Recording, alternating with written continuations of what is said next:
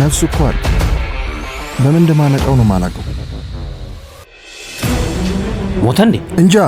ምንድነው እሱ የምትበረበረው? ሰውየው በህይወት መኖር አለመኖሩን ቼክ አድርግ እንጂ። ይደርሳል። እሺ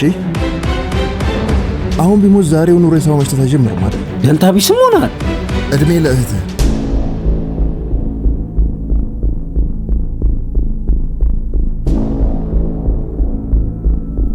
በጣም ደበረ።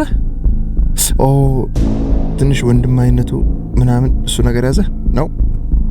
አይ መብት ነው። እዚህ ያገናኘን የያዝነው እውነት ነው እንጂ ዝምድናችን አይደለም። እሺ ይገባኛል። ግን ይልቅ ሳትመጣብኝ ሰውየው ነገር ብናደርገው አይሻልም? እንደዚህ ነው የሚባለው።